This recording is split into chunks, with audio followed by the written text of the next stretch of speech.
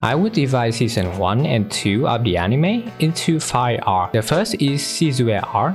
This is when Rimuru first reincarnated as a slime and befriended Velrora the dragon, where he granted protection to a bunch of goblins and created the first foundation for his village. Due to the lack of necessity, he went to Dwarf Fortress to employ some artisan and blacksmith, and they start working on the infrastructure of the village.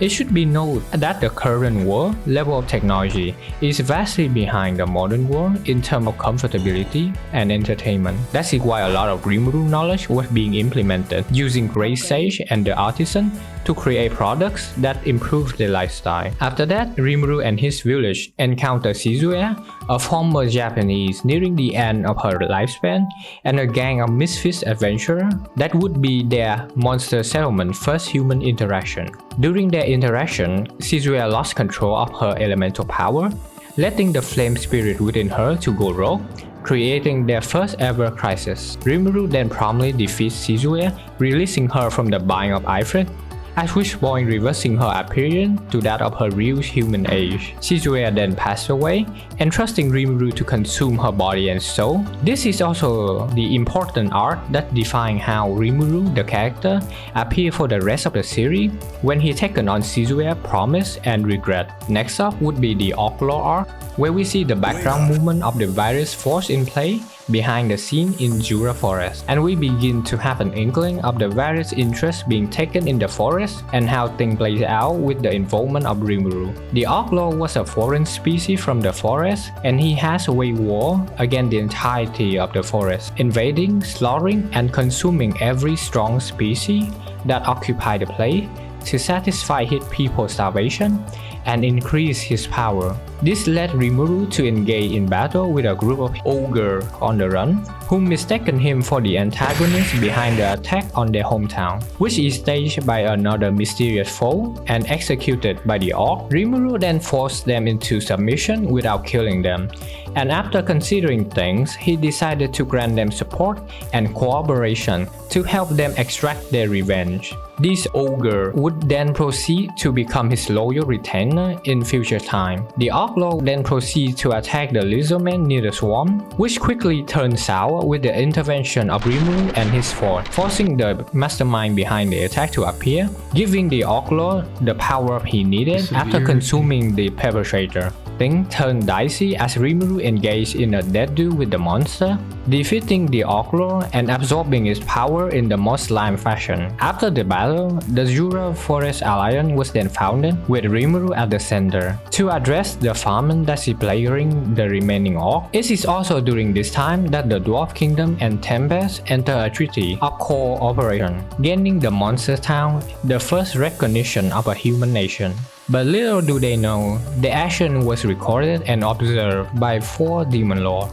This lead way to the Charybdis arc. Shark? Flying shark? A dragon? Whatever this is. It is worth noting that this arc is not something that appeared in the web novel, but a new part that was presented in the book and the TV show. This part helps to address some issue with the origin. Anyway, in light of the achievement over the Outlaw subjugation, Rimuru inspired the interest of the demon lord Milim, whom watches Rimuru battle, after which she barged into the town, declaring dominance. However, the should have been one-sided hostile takeover soon turned over a new friendship. This is due to the many delicacy and specialty that Rimuru come up with that the current world doesn't have. These experience charmed Milim, helping him to gain leverage over her and forging a friendship with the powerful demon lord. After Milim, another demon lord, the Beastmaster, sent his subordinate to coerce the ogre from their town to Beastmaster's side. But due to the tactless manner, they end up angering both Milim and got the whipping they deserve, overcome with humiliation. The messenger was then tricked and exploited to become the housing body of the catastrophe Charybdis. And the anger of the messenger led the monster heading towards Milim's place, which is Tempest. The adjoining effort of the dwarf reinforcement and Tempest army proved useless against this enemy, as Milim is the one that defeated, saving the life of the messenger in the process process. This introduced the idea of Rimuru, friendly trading relationship with the second Demon Lord, Carillion. The fourth arc is the Demon Lord Rimuru arc. Rimuru received a pleading from Shizue's soul in the form of a dream to save her 5 young students who suffer from magical overload. He then decided to travel towards Ingracia, a human settlement, and talk to Shizue's former student, now Grandmaster of the Adventurer Guild, Yuki. After a bit of conflict, Yuki then arranged for Rimuru to become the kid's teacher in Shizue's stead. He then makes friends with the kid and take them to the Dungeon of Spirit occupied by Ramirez, the fairy demon lord, where they cure the kid's magical overloaded affliction by embedding a spirit into the body, the same method used on Shizue. This wound up summoning a spirit of great caliber for Chloe Albert, one of the 5 students who will contribute greatly to the story in the future. Rimuru then departs from the children, seeing that they are already safe, not without giving Shizue a mask to Chloe as he himself not knowing why. The anime also ended its season 1 here, with a side episode about Black or Nor and how the demon known as Primordial come into connect with the main story for the first time. The second season then pick up from a different perspective of Tempest City.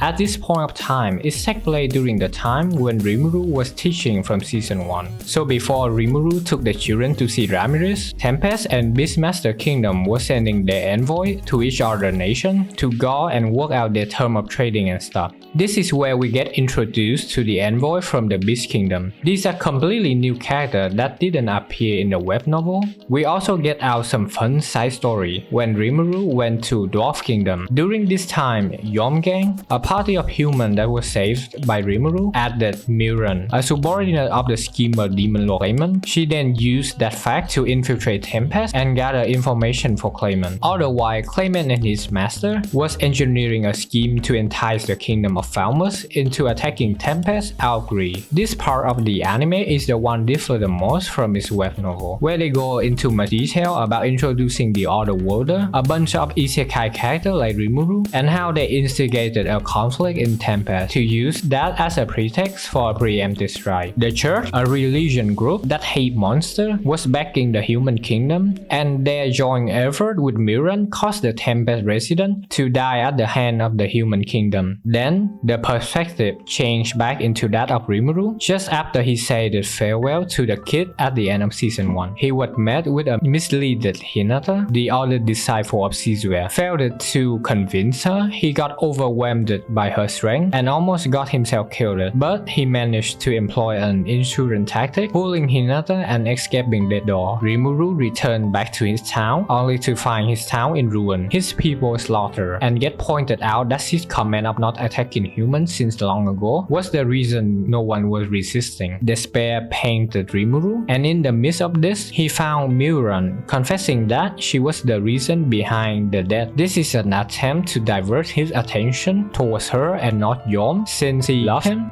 Rimuru almost killed her on the spot. Was this not for sage AI clarification? He tried to compose himself, but after learning the fact that Shion was amid the casualty, he fell into depression, a hairbreadth away from becoming consumed with hatred. If not for Ellen and her gang of misfit adventurers to disclose to him the method of becoming an awakened demon lord, which could help revive everyone that died. This enforced his resolve, after which he single-handedly wiped out the Falmouth main army, leaving his subordinate to settle the score with the 3 Other Worlder and the Church Knight who instigate the conflict in the town. It was a landslide victory as they demonstrate their unrestrained power. The wizard controlling the Other Worlder managed to survive Rimuru's initial attack, but was met with a demon Rimuru summoned. Nor Rimuru then evolved into an awakened demon lord, with Great Sage evolved into a being with its own will, a will to help realizing Rimuru's wishes, reviving Shion and the townsmen. Here we transition into the final arc of season 2, Walpurgis. The ritual success and Rimuru proclaiming himself to be a demon lord to the world, with Noah becoming his servant. They then discuss some strategy with the dwarf and the elven. Before the war, Demon Lord Million was having a fight with Carillion, which causes the Beastmen people to flee to Tempest at Carillion order, before he allegedly died after confronting Millimbra, which his general then proceeds to inform Rimuru about. This is when the scene once again changed to Clayman, as we are given his thought process, fuming over were missing another chance to evolve into an awakened demon lord due to Rimuru's own evolution. He then proceeded to assemble his army and march off to the Beast Kingdom to gain the remaining soul needed for his own awakening. But his foil was intercepted again by Rimuru. The time at which Rimuru's army intercept with Clayman was also when all the demon lords participate in a banquet known as War Purgatory, hence the name. This is where Rimuru has to fight Clayman and a Million being mind controlled. But turned out Million wasn't being controlled, and it was just her plan to make Clayman snitch out the mastermind behind him, which it revealed as Shizue's disciple Yuki. But she also fight Rimuru because I guess that's how she roll with friends. When the cast is out the back and Clayman orchestration was revealed, Rimuru trashed him, usurping his seat as a demon lord. Carrion and Frey both abdicate their position as demon lord to become Million follower. The 10th rate demon lord then become 8. Rimuru then renamed them as the Octogram, the 8-pointed star demon lord, and that's wrap up the story right there. And that is all you need to know about Tensura. Please feel free to leave a like if you enjoy it, and I will see you next time.